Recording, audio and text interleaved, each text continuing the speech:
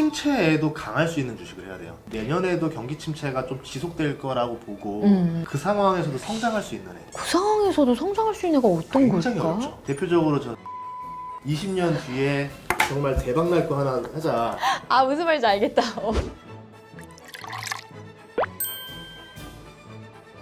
자, 그러면요. 주식, 부동산 투자 성공할 수 있는 100%의 비법을 한 가지만 전수해 주신다면? 보통 이렇게 하나입니다라 말하는 사람들이 사기꾼이에요. 조심하세요. 아, 그렇구나. 아니, 하나로 돈 벌 수는 없어요. 이제 그건 뭐냐면 네. 진짜 하나로 치자면 워렌 버핏이 했던 말이 제일 Never 떠오르는데, lose your money? 예, 원금을 안 잃는 게 제일 좋겠죠. 예, 원금을 안 잃으면 다음 기회는 존재는 하니까 여기서 그냥 하나 더 얘기하면 네네. 좋은 걸 사세요. 옷 살 때는 꼭 좋은 거 사요. 그렇지. 10벌 사느니 좋은 거 한 벌 사는 게 나라고 하면서 음. 주식은 꼭 어디 저 남대문 시장에서 긁어온 거 사고 있어요. 1,000원 미만이어야 돼 주가가. 네, 그렇게 해야지 10배 갈 것 같고. 문제는 뭐냐면 도박 중독이랑 똑같아요. 좋은 주식들 중에서 뭐 애플, 뭐 코카콜라 뭐 많잖아요. 좋죠. 삼성전자. 근데 거기에도 만족을 못 하게 돼요. 그 주가 오르는 폭이 네. 한 달에 10% 이거 갖고 어느 소리 끊는 거로 10%도 안 돼. 와.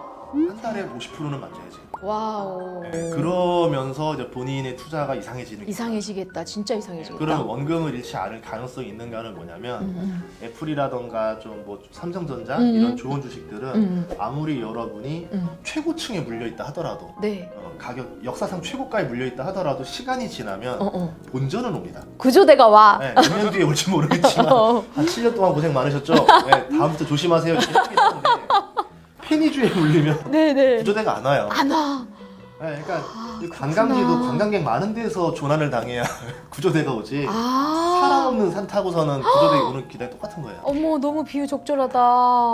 여러분들이 지금 원금을 잃었으면 원금부터 충원해 와야 돼요. 그럼 벌어야 되겠네요. 벌어야죠.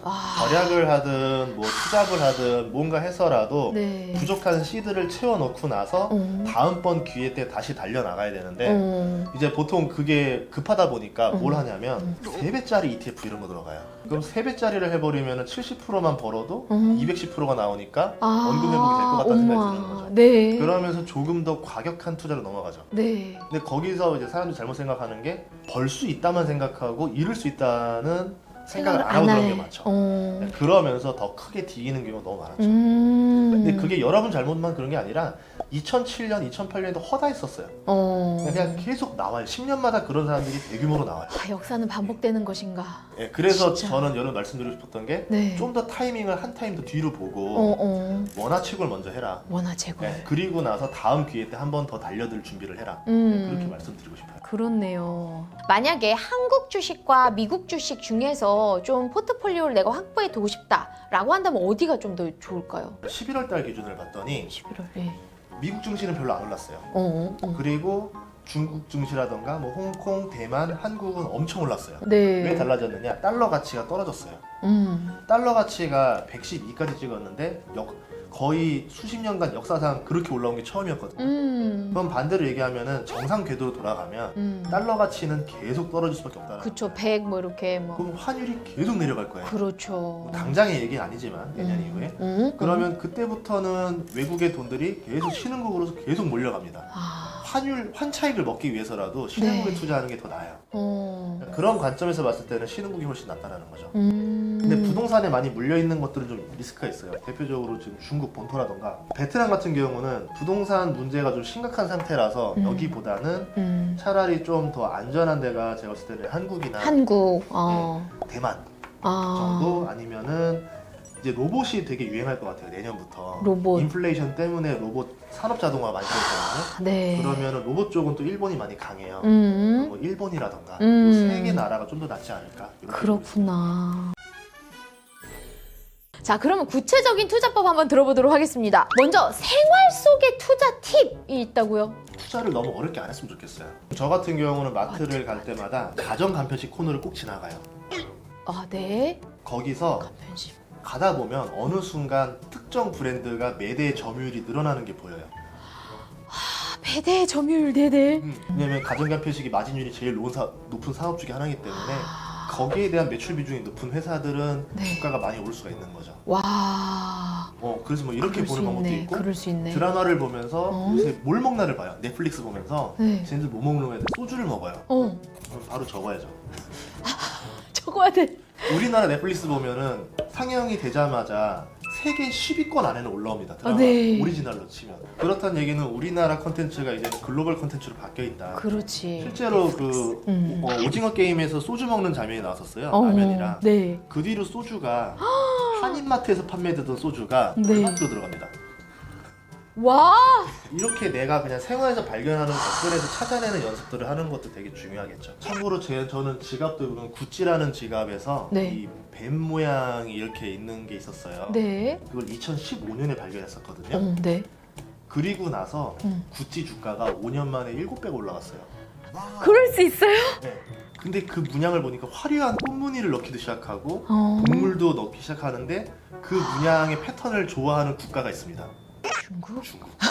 중국 관광객이 해마다 늘어나면서 면세점의 제품이 막 팔리기 시작하고 네. 구찌 주가가 팍 올라갔던 거죠. 그래서 그때 주식을 사셨어요? 못 사가지고 그때 자신을 반성하는 입장에서 제가 자기 반성 되게 잘해요. 그래가지고 지갑을 산 거예요. 매일매일 반성하는 거예요.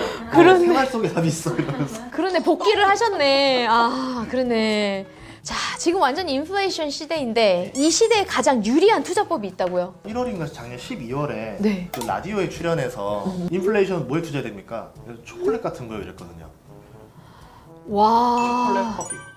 그냥 되게 단순해요. 그러니까 브랜드가 강력한 초콜릿들은 뭐 코코아 가격 2배 올랐다 한들 그 이상으로 가격을 올려버릴 거고 그러면 나는 마진율이 더 올라가는 거죠. 네. 이런 것들이 괜찮다. 뭐 와. 조금 더 여기서 연장하자 보면 그나마 지금 덜 오른 것 중에서는 스타벅스.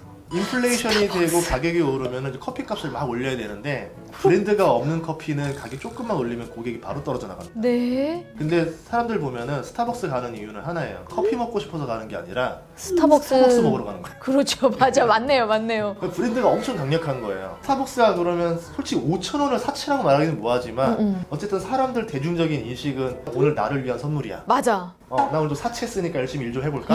이런 생각 많이 하거든요. 아, 맞다. 그런 점에서 오히려 침체에서도 유리한 업종이다 볼 수 있죠. 진짜 최근에 미국 주식이고 뭐고 막 다 떨어졌잖아요. 근데 스타벅스는 떨어졌다가 요새 다시 올랐어요. 거의 회복했어요. 네, 맞아요. 허쉬는 연초 대비 한 50% 올랐어요. 와. 근데 아직도 사실 솔직히 작년과 비교하면 아직도 강달러란 말이에요, 소장님. 그렇죠. 지금 물론 정점 찍고 내려가는 분위기이긴 하지만 자, 그러면 지금 시대에 미국 주식을 한다. 그러면 어떤 식으로 해야 될까요? 침체에도 강할 수 있는 주식을 해야 돼요. 내년에도 경기 침체가 좀 지속될 거라고 보고 그 상황에서도 성장할 수 있는 애. 그 상황에서도 성장할 수 있는 애가 어떤 굉장히 걸까? 어렵죠. 대표적으로 저는 농기계.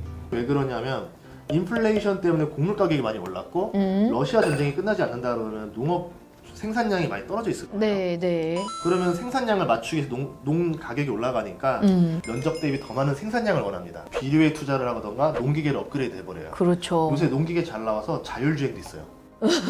이런 지금 회사들 주가가 진짜 빠르게 오르고 있어요. 와. 그리고 이제 뭐 종자 같은 거. 여러분들 뭐 수박 심었고 씨앗 심어봤는데 안 나잖아요. 안 나죠? 그 이유는 뭐냐면 종자를 다 개량을 해놓은 것들이어가지고 아. 내가 그 종묘를 사서 심을 땐 잘 자라지만 이게 열매로 열린 거를 다시 씨앗을 가져와서 심으면 안 자라게 만들어놨어요. 네. 그럼 매년 종묘를 사들여야 돼요. 네, 그러면 그걸 만드는 회사들, 농산물 회사들 아니면 농기계 회사들 여기들은 인플레이션을 계속 타고 올라가는 거죠. 그렇네. 뭐 그런 식으로 볼 수 있고 아니면 중동 쪽에 전쟁이 난다라고 그러면 여기서 유가가 더 올라가겠죠. 아, 그럼 정유주는 뭐 횡재를 하는 거겠죠. 완전 네. 뭐 이렇게 볼 수도 있고 야. 아니면 이제 친환경으로 돈을 투자할 수밖에 없어요. 금리를 조금 낮추기 시작하고 돈을 풀어서 고용을 살린다라 하면은 친환경에 전 세계가 대대적으로 투자를 할 겁니다. 그럼 친환경 중에서 성장할 수밖에 없는 업종들이 있겠죠. 국가가 강제로 법으로 특정 산업, 특정 섹터를 죽이고 특정 섹터를 살리는 대표적으로 내연기관 죽이고 전기차 살리고 있죠. 네. 이런 것들. 네. 그렇게 보시면 될 것 같아요. 대치동 일타 선생님 찍어주는 듯한 느낌이에요 지금. 맞습니다. 자, 이제 또 연말 정산 시즌이 다가오고 있어요. 사실 주식도 이게 절세로 세테크가 필요하다고요. 주식도? 저도 꼭 하는 게 하나 있는데 뭐지? IRP. IRP. 퇴직연금이라고 하는. 네네네. 이제 이거를 내년부터 이제 900만 원 연 한도로 올라가요. 네. 연 900만 원? 그러면은 연봉 5,500 이하면은 16.5% 환급이 되고 내가 산돈에서 와, 네. 물가에서 네네네. 5,500 이상이면은 13.2% 환급이 돼요. 네. 그럼 기본적으로 주가가 안 올라도 나는 벌써 세액공제로 16% 이상의 돈을 환급받은 거예요. 그렇네. 그리고 12월에 하면 되게 치사한 게 1년 중에 가입한 금액에서 보통 2월 달쯤에 환급이 들어오잖아요. 연말정산이. 그렇네. 네네. 그러면 12월에서 하면은 16.5%를 2월 달 2달 뒤에 돌려받는 거예요.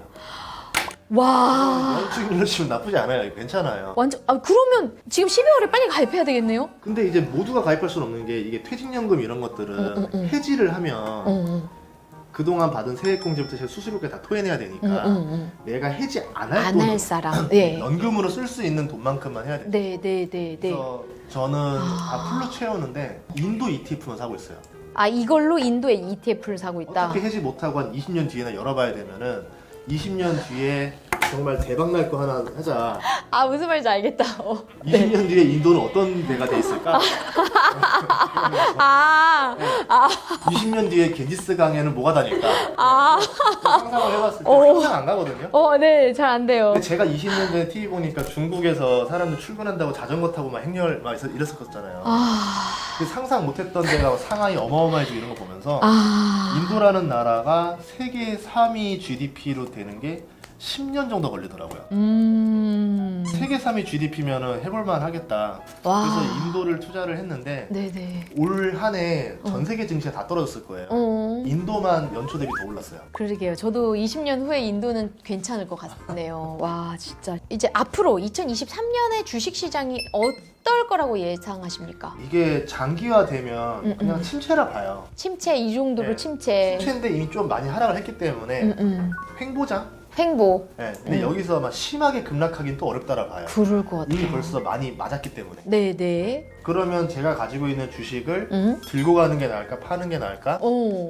그러면 확률상 네네네. 떨어질 폭은 이제 얼마 안 남았고 맞네, 오를 맞네. 폭은 크니까 맞네. 들고 가는 게 낫다라는 거죠. 아, 이미 떨어진 거. 그리고 현금이라는 거는 추가적으로 계속 생겨나가는 거잖아요. 네네. 현금을 계속 보유하고 있으면서 네네. 반등장을 기다려 보는 거죠. 반등이 본격적으로 이제 이 문제들이 다 해결됐을 때 보통 해결되자마자 주가가 꽤 반등을 할 거예요. 이미 늦을 수도 있어요. 그렇다 하더라도 해결되는 거 보고 들어갈 때 추가 자금, 이미 들어간 자금 이렇게 나누고 있죠. 그렇겠네.